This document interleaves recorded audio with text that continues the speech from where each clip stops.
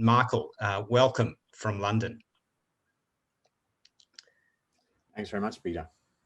Now, it is quite late there, so appreciate that you've stayed up for us. I have. I've just come back from the gym because we're down to 11,000 cases a day. So I don't have much sympathy for people being locked up in Victoria for, what is it, half a person a case? We might not go there at the moment, Michael, unless there are questions about that later.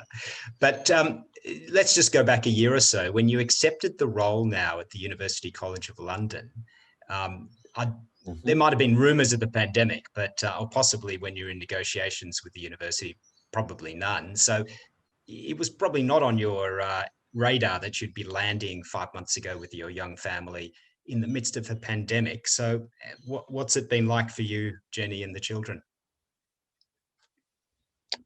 So in some ways, it's been very odd at work and also great at work. It's been odd at work because until recently, I didn't know whether or not my team had any legs, because I basically spent all day, every day on Zoom meetings and could have been in my garden at Roseville as much as here in London. And yet that's also given me an opportunity to just meet endless numbers of people and to engage with the university slightly differently to the way that I might otherwise have done. It's had its frustrations because we came just before the latest British lockdown, which is not yet wholly, the restrictions are not yet wholly lifted, but life is pretty normal, except that people are not going to work, and so things are incredibly quiet. And that's, moving into WC1 with 3 toddlers. It's just been lovely that there's no traffic and that the air is clean, and it's been very nice, really. And lately, has it opened up more for you at work? Yes, so we've been going into work more than before, but still not, still not a huge amount. Well, let's take. We've come to the end of the academic year now, and the hope is that next year things will be back to normal for the September academic year. Yes, great. Well, hopefully you have a lovely summer. Now, many of the men who have been coming regularly to the Sydney chapter have heard you speak before, but I would suggest the majority on this call have not actually heard you before. So I'd like to go back to that first time you addressed us, which was all the way back in 2012. And I seem to recall it was in November, and you actually were at quite not knowing at the time, you were at quite a pivotal moment in your life. Your world really was about to turn upside down, I guess you could say. Could you take us back to that time? Yes, so that was November 2012, and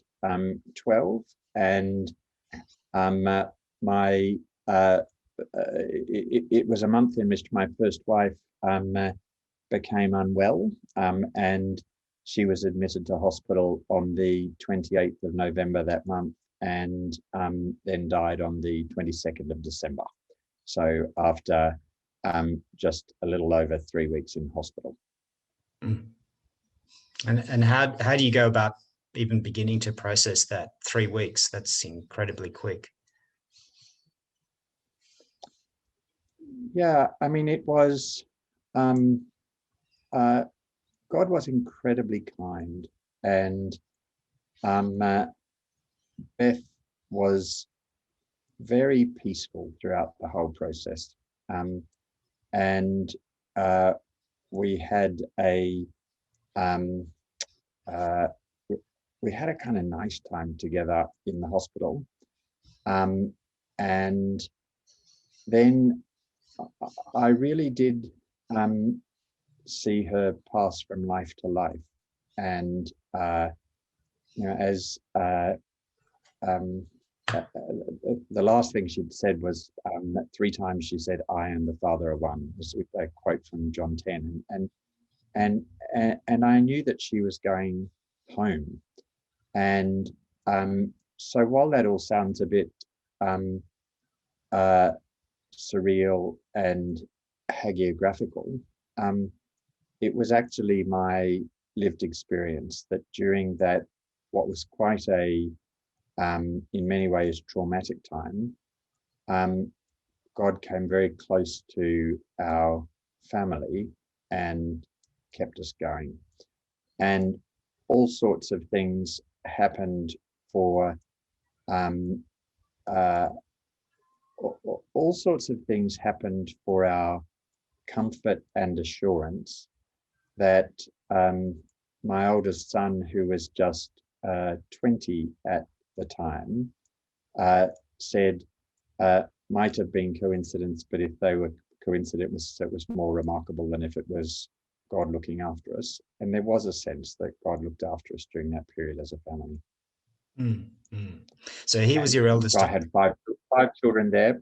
He was the eldest of our 5 children, who ranged at the time from 7 to 20. Right. So 5 children at the time. I guess the 3 weeks were very intense, as you said, but what was it then like afterwards when you'd had the funeral and life had to somehow resume, and you had a reasonably busy job and you were looking after 5 kids? So how did you manage?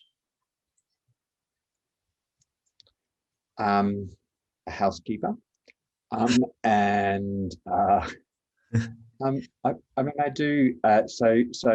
The community of our church was very supportive, as was the community of our friends, and you just get on with life.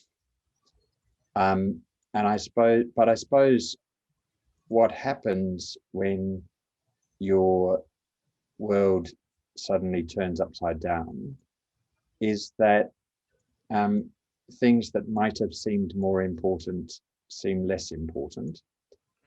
And I think the thing that becomes really important is relationship with God, relationship with your family, relationship with your friends.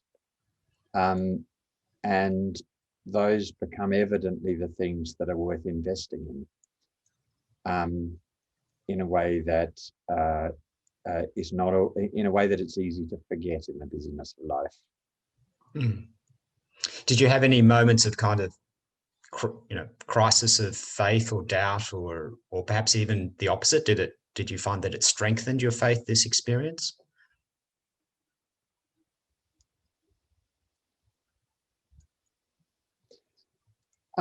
Yeah. So I mean, I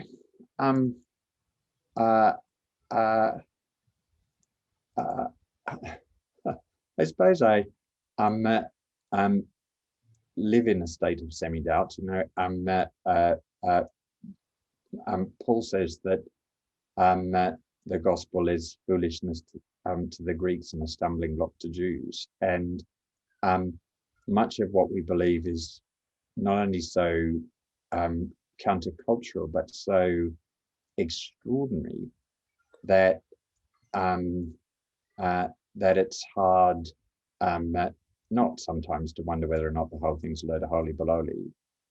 But I wouldn't say that the experience of Beth's death was an experience that caused for me a crisis of faith, and I know it does for some people. For me, it was the hope that I had. It was the hope in which she had evidently died. And God was very near, and very near in all sorts of ways. And so, if anything, I think of that as a time when God was particularly close. Well, thank you, Michael, for sharing that. I mean, it is, 9 years ago, but no doubt still, still very much an emotional experience to retell. So thank you for that.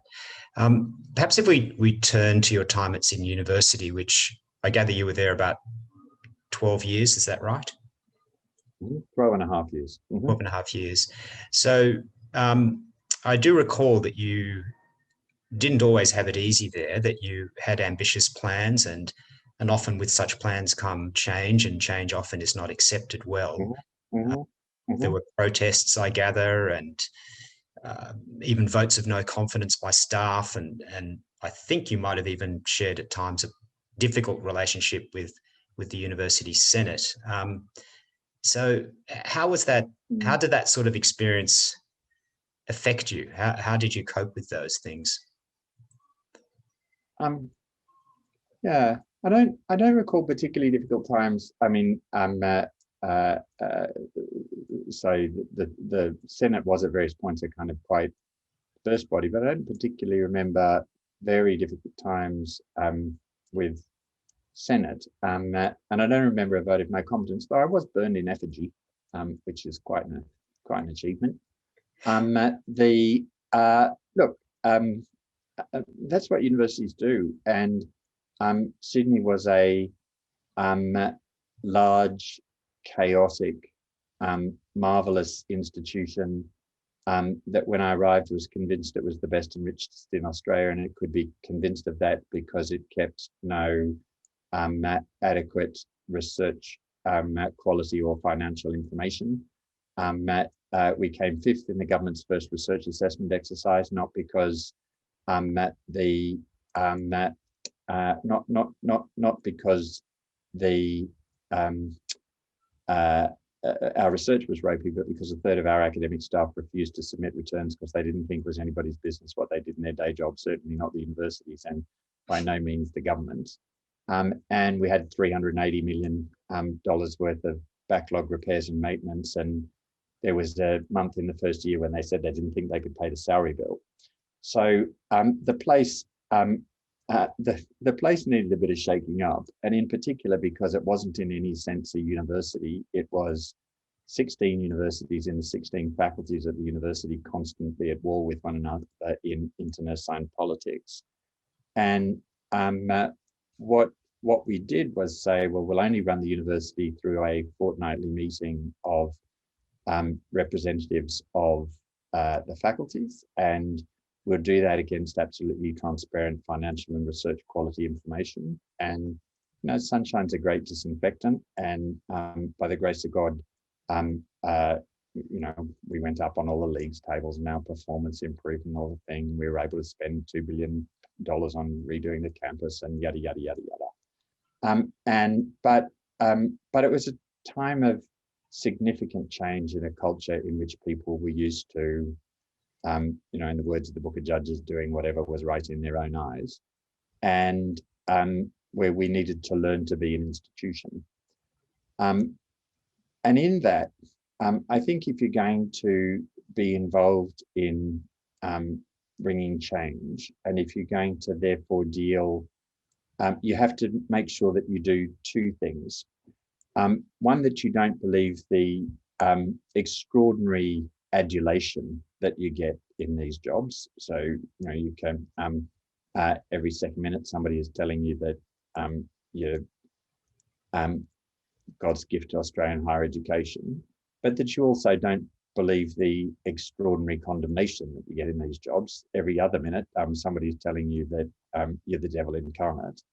That you make sure that you have a group of people who, in one way or another, both at work and in life, holding you accountable, and that you're sort of playing for an audience of one. That you at the end of the day, you're just going to be some dead guy in a painting in the Great Hall, and that that being remembered by and being known by God is what gives you value, and that therefore you can have a certain amount of distance from both the praise and the criticism.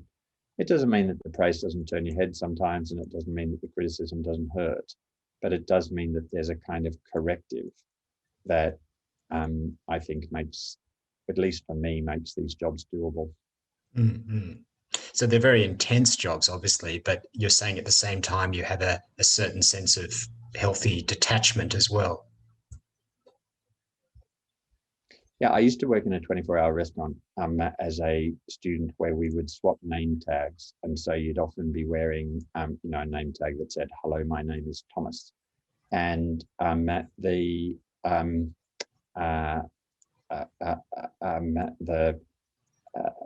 when drunk people were kind of leering at you at 3 o'clock in the morning and would call you Thomas, you think, you're not, you don't even know my name's Michael.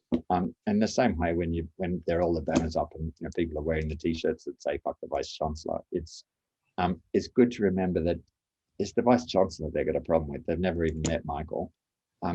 God does know Michael, and actually knows that Michael is much more wicked than they could imagine, and nevertheless deeply loves him. And that's got to be a source of stability in contexts in which you are both subject to unfair praise and subject to unfair criticism. And Michael, you have shared, I've heard in the past that, and I think your example was possibly your social media, that the algorithms can't really work you out, that you kind of neither left nor right. Is this part of it, that you hold this balance, that you're trying not to play to other audiences, that you're trying to just lead following the principles that you have and not be swayed in a sense? No, I mean, I have a very particular understanding of the conception of the role of a university in a liberal democracy like ours. I mean, there is no idealized hypostasis of a university, and I think that's why the rankings don't make much sense. But in the Anglophone liberal democracies, I think the best account of the function of universities is given by an American political philosopher, Ronald Dworkin, who says that universities are theatres for the exercise of the independence of the mind. That is, that they are places where that should host debate. And because they're places that host debate, I don't think that universities should participate in the debate as public advocates. So for me, that doesn't mean that the university doesn't adopt normative positions in relation to its own life, but it does mean that we don't come out with sort of authoritative pronouncements about this, that, or t'other, and that a healthy university is one,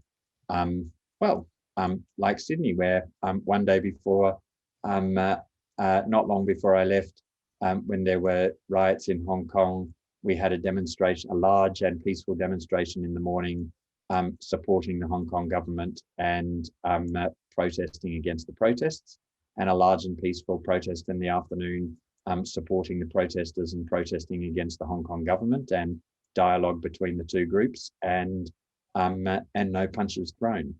And it seems to me that the role of the university is to foster debate and to foster debate and to make sure that the rules of engagement are pretty clear, and to promote the epistemic virtues, to make sure that people are listening to one another, that they're choosing language commensurate with the goal of increasing understanding, that they're not making an enemy of the other, and all the rest of it. And the problem with that is that in a society in which the church and government and many things to which people have looked in the past for moral authority are in one way or another under a cloud, people are increasingly looking to the university to adopt a prophetic role. And I just don't think it's the job of the university. I mean, what you've described sounds ideal, and a little bit, though, removed, I think, from the experience that many have, particularly in this very polarized age that we're living in. Do you feel that this freedom of expression actually is existing on our campuses, or do you feel that it is compromised in some ways? Yeah, so in lots of ways, Sydney was ground zero in the Australian culture wars, and UCL has a similar culture, and I suppose the two issues that are dominating my life at the moment is we were the first university in the United Kingdom to admit Jewish people, and we were the first. In fact, that was part of the reason we were founded, to educate Jewish people and dissenters at a time when you had to sign the 39 articles to go to Oxford or Cambridge. And we were also, and we also have a very strong history of Palestinian activism and and a lot of students from both Israel and Palestine. And I've been under pressure in one way or another to adjudicate and to say, that UCL supports insert whichever side of that dispute is your preferred one, and have refused to do it and taken a bit of flack about that. But the debate on the issues on campus is very open and healthy. Similarly, we are one of the world epicenters for gender critical feminism.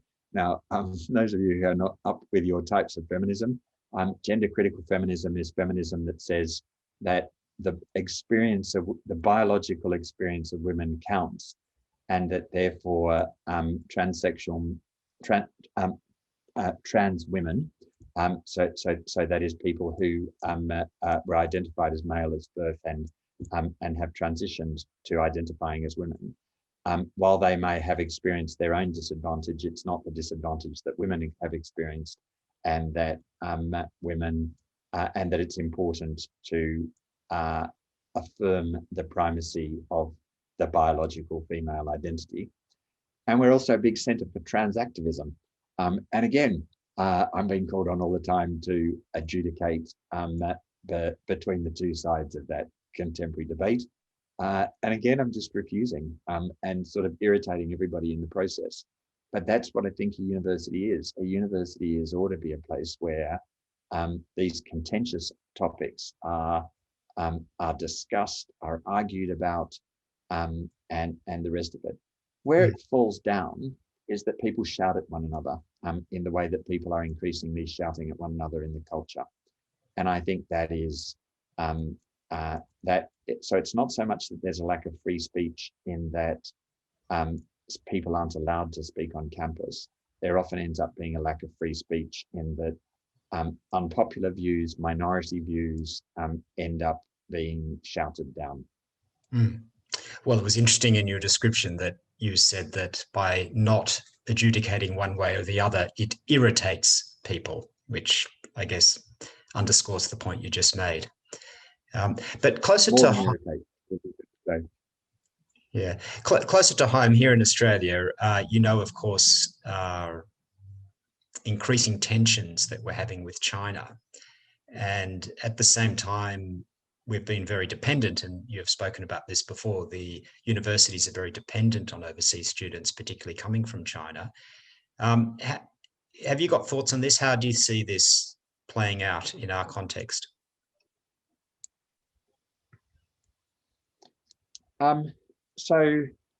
China is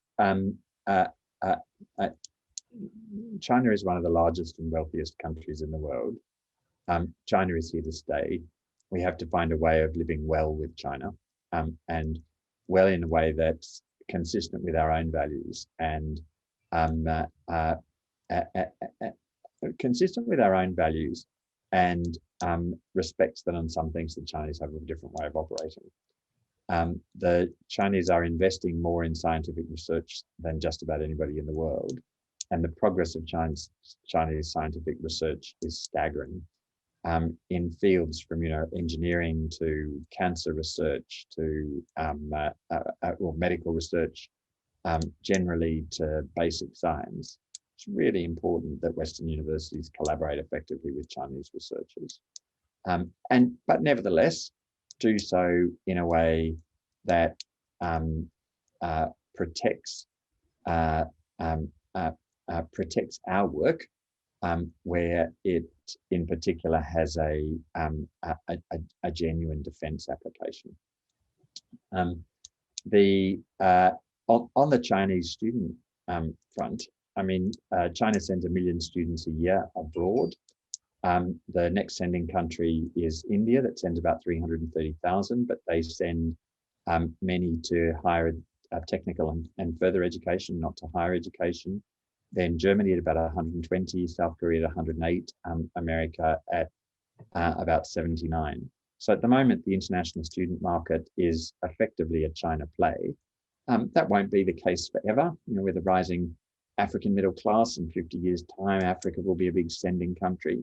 But there's no sign, even tested by the resilience of the market being tested by COVID.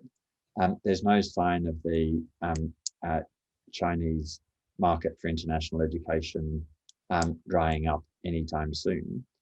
That said, Australian universities are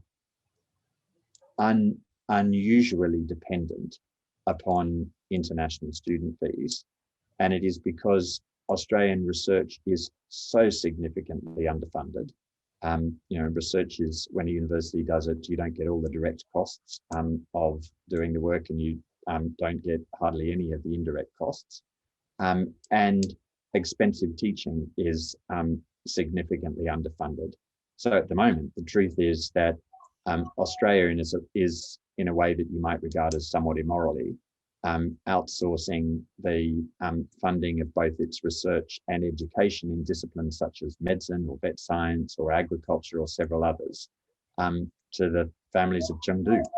And I think Australia does have a decision to make about how much higher education it wants, how much research it wants, and how it's going to fund it.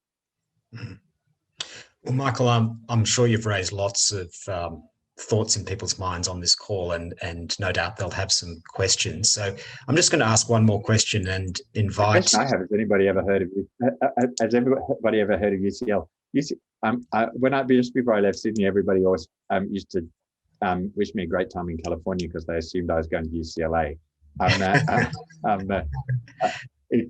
We are the world's best unknown university. So ranked 10th in the world, first in the world for brain sciences, first in the world for ophthalmology, first in the world for education, second and third in the world for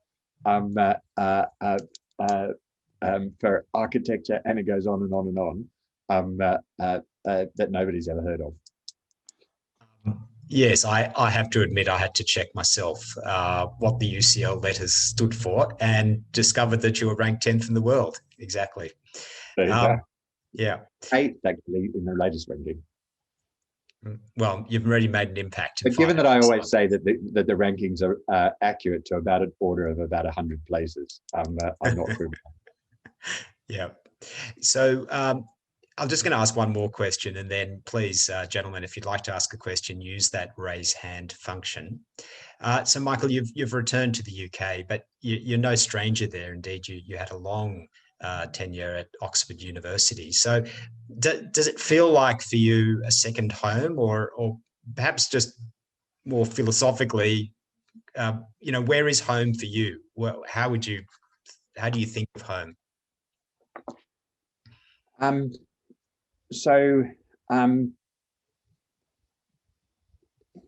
Yeah, I mean, I think you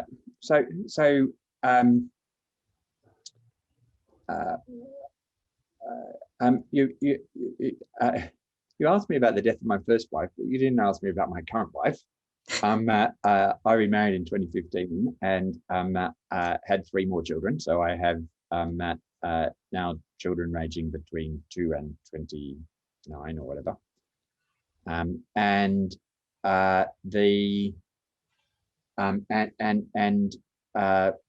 wife is Korean, so she's sort of Korean. You wouldn't know because, and in some ways this makes it more complicated.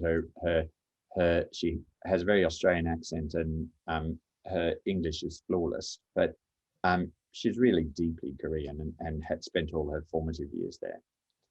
And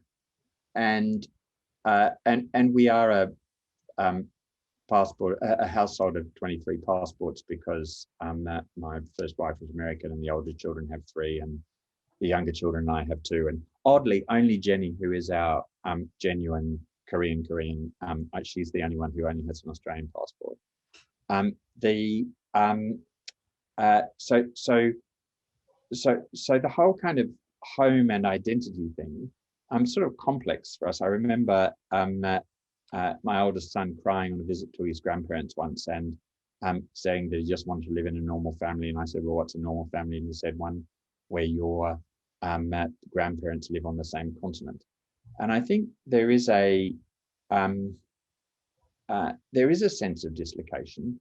I did spend 20 years here, and I do have deep roots here, and yet in many ways Australia still is home, and I miss both, obviously, my family and friends, but also the sort of sights and sounds of Gamaragal land where I was born and am most comfortable. And yet that sort of sense of being dislocated, I think it's something that in a way we all have. And I think it's a good reminder that we're never really home here.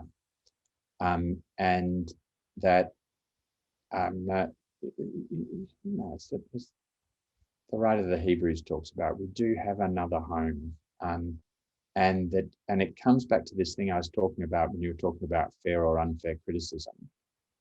It's your capacity to know that ultimately you belong, you fit in, you have value, because you are ultimately loved, and loved by a God who was willing even to die for you. And I think in that sense, it's not a bad thing to feel a bit out of place. Well, thank you, Michael. You've touched on many things, and thank you for sharing from your heart as well as from your intellect. So I do invite, gentlemen, if you would like to ask a question, please do use that raise hand function, and we'll keep Michael up just a little bit longer before he has a well-earned rest tonight. So are there any questions for Michael?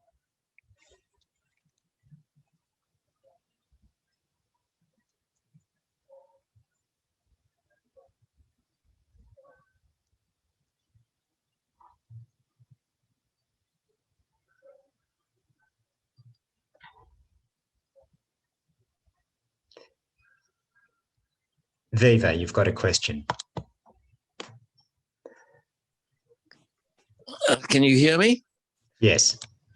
Michael, you mentioned two interesting debates that I suppose many universities would be involved in. One is the Israel-Palestine debate, and UCL is clearly in the center, being in London, of where this debate has raged for years. The other is the issue of biological women versus transgender women. As a Christian, do you have any personal views on this, and how do you reconcile your personal views with your need to be the referee and coordinator, looking over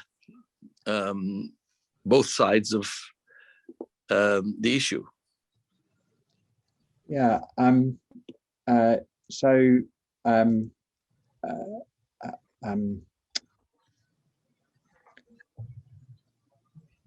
People think of when you talk about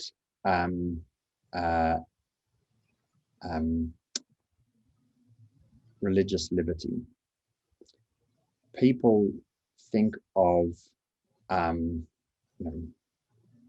the Great Enlightenment moments.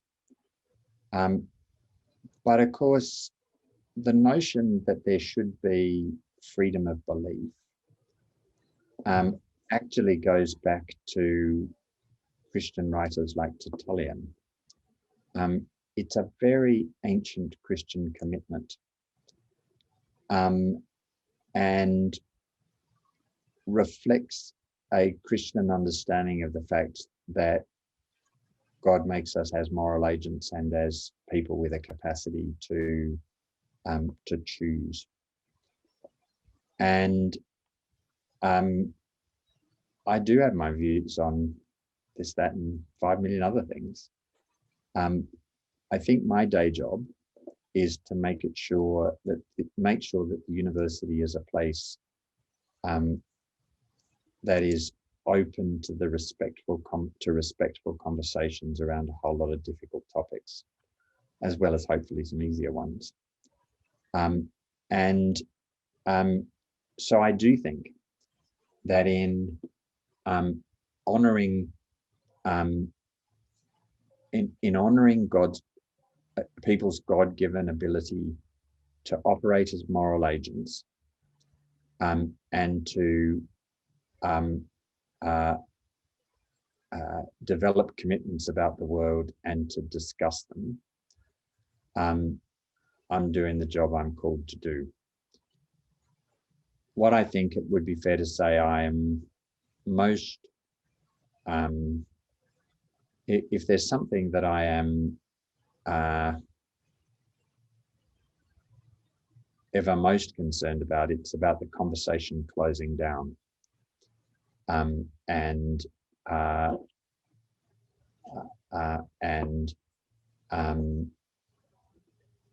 That's why I have to support the views of others to express their views as well.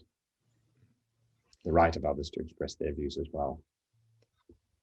Thanks very much, Peter. Good morning, Michael, and thank you for your honesty and for the depth of insight that you brought to the conversation this morning. It's very refreshing. Michael, as someone in the academy myself, and I found your description of the role of a university, if I can put it that way, in your view, a very appealing one. Not one that's as easily recognized these days as one might have hoped, or even one recognizes from one's undergraduate days. But one of the big things that's fed into this, as you'd appreciate, is the digital revolution, and particularly sped on by COVID.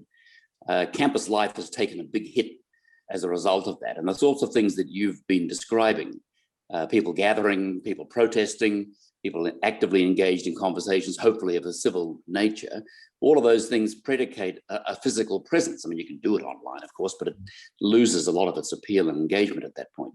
So I just wouldn't mind hearing your views, particularly from where you now sit, about how campus life, and more broadly the life of the university, as you've described it, is going to survive the increasing digitization of what we do and the desire of people, frankly, not to be there, but to be online doing something else.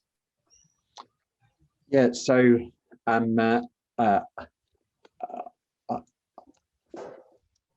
my view of this has not changed because of the pandemic. I've always thought that the places that have $40 billion endowments will continue doing what the places that had $40 billion endowments have done forever. That the places that are effectively teaching and certification agencies, many of them will go online. But for the large metropolitan comprehensives, and particularly the large research-intensive metropolitan comprehensives, the campus experience, and in particular the way in which you can leverage the social capital of the university in networks and all the rest for the benefit of your students, that's going to be crucial, and a crucial competitive advantage for the universities that do it well. And COVID has kind of reassured me of that position, because our students are desperate to get back to campus. So whereas many of our staff think that, some of them moved to Dublin or wherever it might be, and think that it's very not having to pay London house prices and living somewhere in Cornwall and turning on the computer in the morning is nice. Actually, not as many of them as you would think, and almost none of our students who are desperate to get back, and precisely to get back for that rich campus life outside the classroom that everybody thought, the death of which everybody was confidently predicting. So it's been fascinating to be in London, because, pace poor old Melbourne, right? In the civilized states of Australia, where we had short lockdowns, it was a kind of jolly little period, and then we all went back to work. I have colleagues here who over the last couple of weeks have been seeing people that they used to see every day for the first time in 12 months. And it's just, it's overwhelming. It's like, you know, those pictures of family reconciliation across the Berlin Wall. There is something, we are embodied creatures, and there is really something about being in one another's physical presence.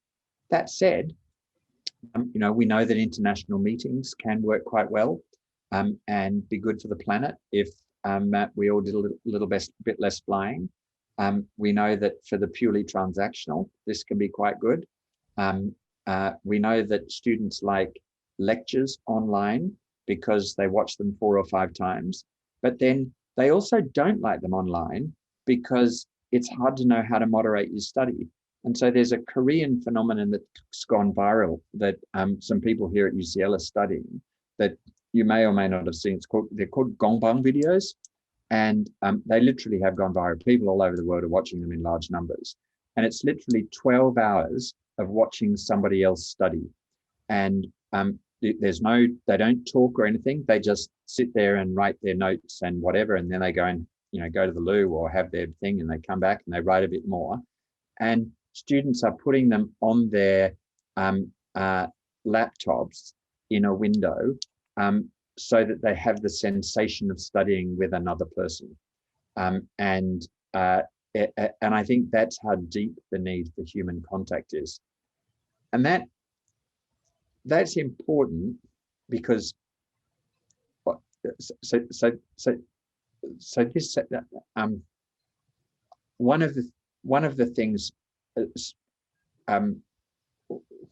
one of the Christian intuitions that I find profoundly intuitive is the notion that God is relational, and in particular the doctrine of the Trinity, that, you know, God has forever been the Father, loving the Son, loving the Spirit, loving the Father, and that relationship is kind of ontologically central to all things. You know, you can do the modern physics line about why that's true, but I think the pandemic is showing us it's true. That being with one another is really important. Thank you. We're going to turn to another question from an academic, Paul. Hi, Paul. Hello, Michael. I wonder whether you have any reflections to offer on how your Christian faith plays out in a university setting in England, you know, compared to Australia. Australia, you know, has a secular university system, and I think there's some really good things about that. Now, Britain's university system has a very different history, and it in some ways fits better your dual identity as an academic and an ordained priest. I'd just be really interested in your reflections on returning to the UK and, you know, how you see your faith, you know, playing out in a university setting. Yes, so I think in general terms you're right, and certainly my experience of being ordained and in a position of university leadership at Oxford was different. So, you know, not long before I left to go to Australia, I, you know, gave the court sermon in the cathedral, which of course is also a part of Christchurch, the college, and you know, the vice chancellor and senior leadership with the university was there, and all the rest of it. But UCL was founded in 1826 precisely as a non-sectarian, and therefore morphed over history into a secular university, and you know, was called early on that godless place in Gower Street, and so was part of the same movement that led to the foundation of the University of Sydney. So in some ways, my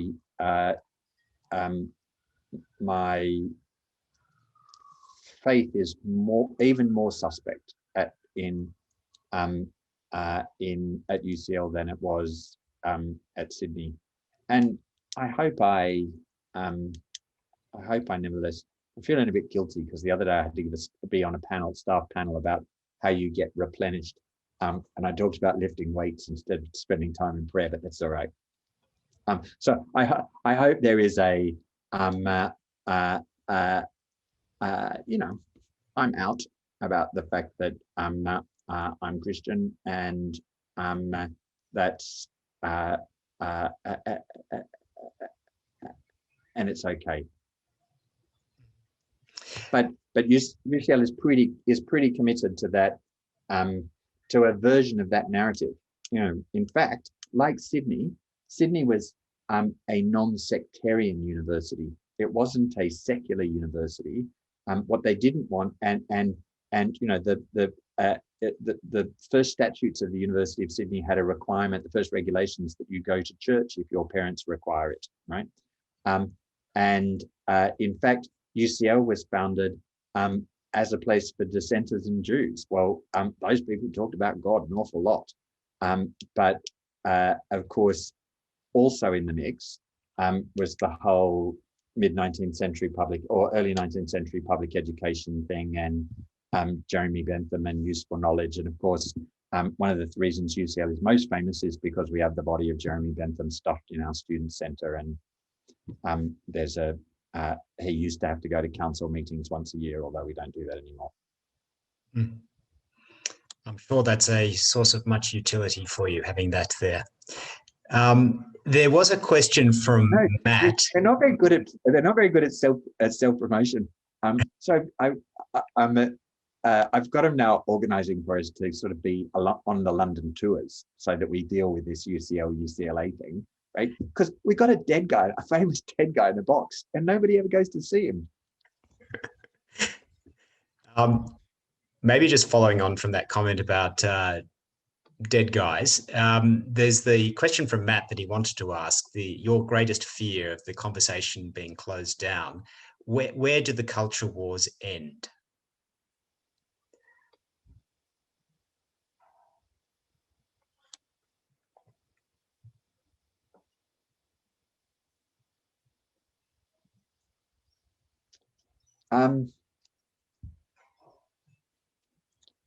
I don't know. Is the answer, but I'm not worried. I know a lot of Christians worry about the future and our ability to articulate Christian truth in a way that is free of persecution. And it's not implausible that it will become more difficult, and is becoming more difficult, to articulate Christian truth in a way that is free of persecution. But I also know that Jesus said, "I will build my church and the gates of hell will not prevail against it." And either that's true, or we may as well all pack up and go home. And if it is true, I don't have to be worried about the culture wars as if they're an existential threat to the church. Even if I have to continue to fight for the right of myself, as well as other people, to articulate my understanding of the world. Michael, we're going to be finished in just 2 or 3 minutes, but there are 2 questions left. So let's try to do these ones quickly. So a question from Ern, who's been waiting patiently. Hi, Ern.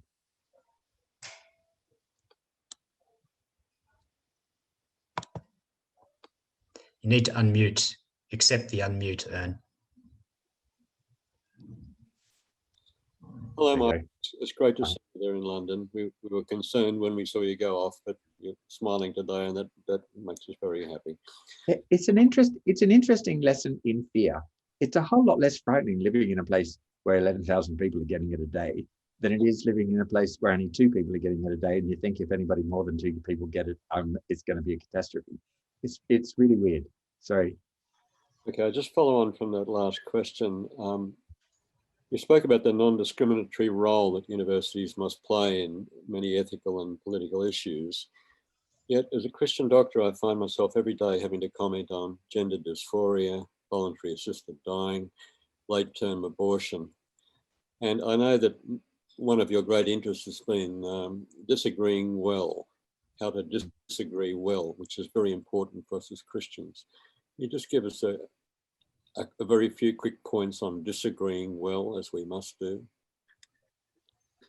Yeah, I mean, I think it's about some of the things I talked about before, about choosing language commensurate with the goal of increasing understanding, with not making an enemy of the other, with looking for genuine points of difference, with looking for places where there is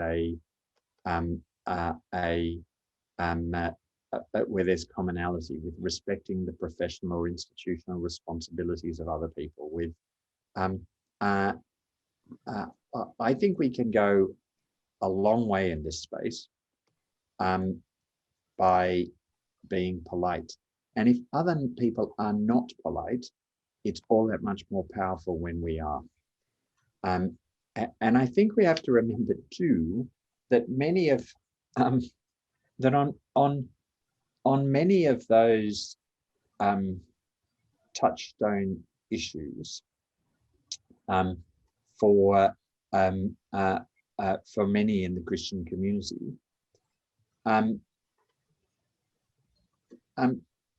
they're not alone, and you know,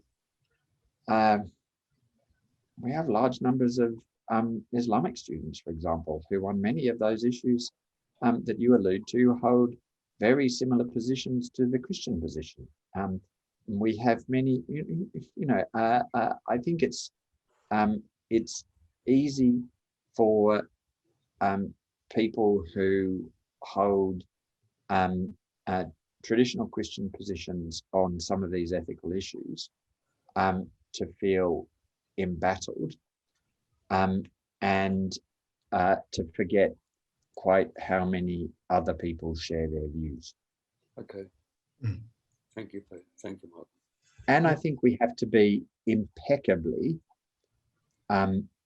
polite and respectful, and impeccably to remember that the people with whom we disagree are people made in the image of God, who are free and worthy of our respect.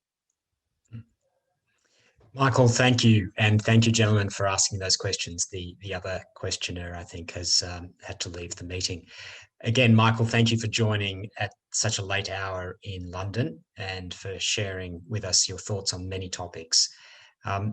Just a quick few words, and then we're going to close with a short word of prayer that I'm going to do. So this is the last of our national all-in Zoom meetings for this term, and we will resume in the school term 3 later in July. There is the opportunity for you to join. In the beginning, if you were there on the call, Tim explained how his group in Melbourne is functioning and forming, and there's the opportunity for you, regardless of where you are, to participate in a small group. Next Friday morning, we will have small groups dotted around the country. So there's a feedback form that will come out. If you're interested in that, please do indicate your desire to find out more about those small groups. Let me just close with a short word of prayer. Heavenly Father, we do thank you for Michael, for the faith you've instilled in him, and thank you for Jenny and for the children. We pray that you watch over them, keep them safe, and particularly give Michael wisdom in the things that he's discussed, and particularly how to create an environment where there is an open and fair debate and discussion on campus, that there's tolerance and that there is no closing down of discussion. So please, we pray that you be with Michael and his whole family and watch over them. In Jesus' name, amen. Gentlemen, have a great day and Thanks very much. look forward to seeing you. Bye, Michael. Thank you for joining and see you next time.